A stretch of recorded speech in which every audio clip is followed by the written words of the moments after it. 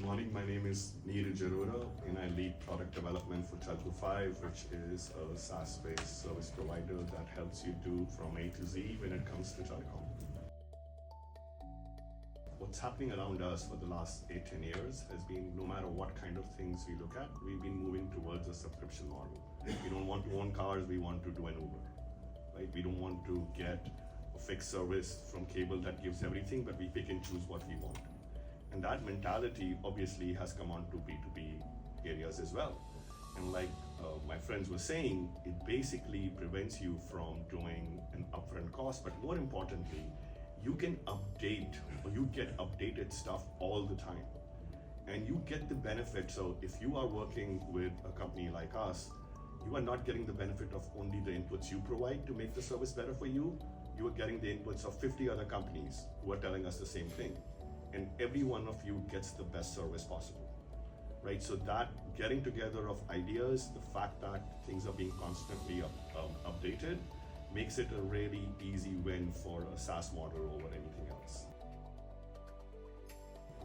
I guess when you're talking about very different verticals, you're talking about the fact that SaaS conceptually is built like a series of Lego blocks, right? So it doesn't matter what you're trying to put in the input or the output. A lot of times the workflow, no matter what the vertical, what the industry is, what kind of telecom services you're providing, the workflows in the middle remain the same. And because SaaS tends to be an API first kind of a model, you're able to communicate with no matter what service you're trying to get in and what output you're trying to, what the form of the output you're trying to get to, and it all comes together seamlessly. If you can get a contract with a series of restaurants or a hospital chain, that's all you need to be able to do if you want to start your own sort of an MVNO or a B2B enterprise system. Because everything from connectivity to the core providers, to the activation, to the management, to billing, CRM, ticketing, etc., is provided by a SaaS service. So Telco provides all of that. And it makes it super easy for somebody to just get into this space, because selling is the hardest piece. So if you have that expertise, the underlying technical expertise of AI-driven and otherwise, or rules-based, everything today is available at a very manageable, very minimum CapEx, just a startup fee, and you pay as you go. There is plenty of opportunity in that space, I believe. Again, that is where something like SaaS can truly shine, because you're agnostic to the inputs and the outputs. The SaaS provider can actually provide things at a very low incremental cost to the one who's buying it. And I think it enables, I'm not saying that if you want to scale from 100 million to $1 billion, it's easy to do that. But you can literally start with nothing and quickly scale to a very decent revenue model in niche areas. And that is something that SaaS is actually helping, because it has reduced the entry barrier for a lot of organizations. For me, niche includes figuring out the right value for the right customer. And you give them what they want, and it is not just a pass-through thing. You provide the value by understanding what is it that works for them, what is it that they don't want. Sometimes finding the right value is actually not about complicated things, but simplifying things.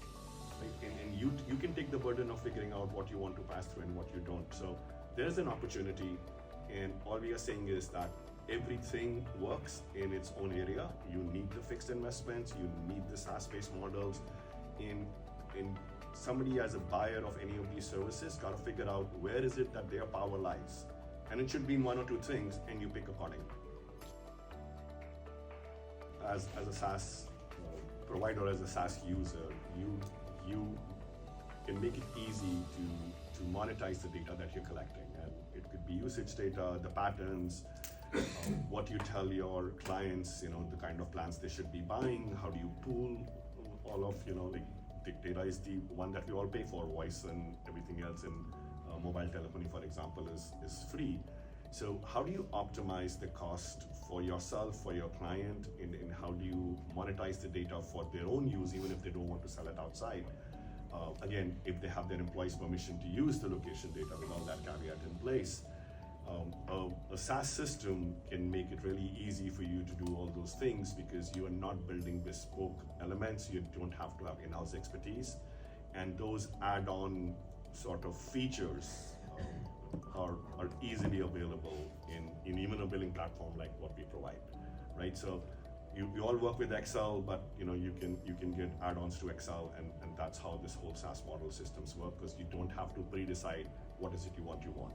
You can get what you want when you want, and if you want it 1 month, you pay for that month, and then you're gone, right? So the monetization therefore becomes a lot easier because you're paying less in order to actually activate it. When we developed the billing system, somebody asked me if this is a CRM. And I said, what do you mean by CRM? It says customer relationship management. I said, not exactly, we do have ticketing, but it's more of a customer revenue management tool. Right? So the kind of analytics and reporting we provide, not just to you, but even to your customer, like they can go in and look at their own dashboard. It helps them understand any variations, how it has been going, what they expect the bill for the next month to be like, based on past trends and any new lines that have been added mid-month, etc.